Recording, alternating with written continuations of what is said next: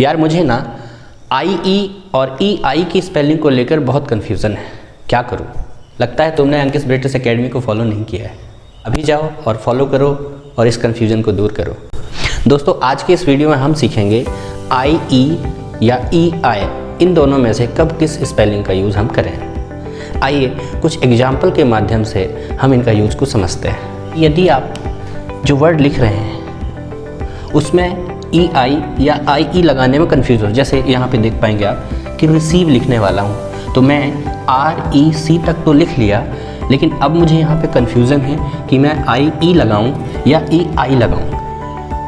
तो point number पहला ये है रूल आपका कि यदि सी के बाद लगाना हो, सी के बाद, तो अब आप ई आई का यूज़ करेंगे। तो यहाँ पे मैं ई आई का यूज़ करूँगा। इसी तरीके से मैं यहाँ पे कंसीव लिखने वाला हूँ तो सी ओ एन सी यहाँ तक तो लिख पाया, लेकिन यहाँ पे मुझे फिर से डाउट हुआ कि मैं आई ई लगाऊँ या ई आई लगाऊँ। तो आप देख पाएंगे यहाँ पे सी है तो सी के बाद हम ई आई का यूज़ करेंगे। दूसरा रूल ये है यदि उसका साउंड आई हो तो भी हम ई आई का यूज़ करेंगे। जैसे नेवर तो उसका साउंड ए वाई से स्टार्ट हो रहा है, नेवर, तो भी हम आई ई का यूज़ करेंगे।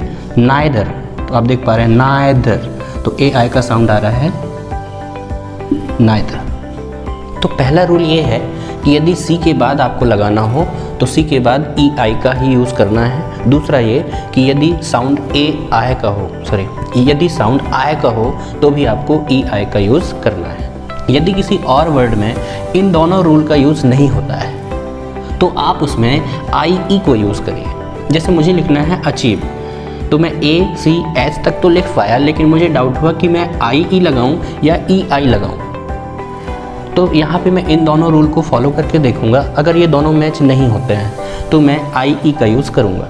तो यहाँ पे मैं देख पा रहा हूँ कि यहाँ पे मुझे सी भी नहीं मिला और ना ही इसका साउंड आई से आ रहा है, तो मैं यहाँ पे आई ई स्पेलिंग का यूज़ करूँगा। दूसरा वर्ड मुझे बिलीव लिखना है तो मैं बी ई एल तक तो लिख पाया, लेकिन फिर से मुझे डाउट आया कि मैं आई ई लगाऊं या ई आई लगाऊं। फिर से मैं यहाँ दोनों रूल पे जा रहा हूँ।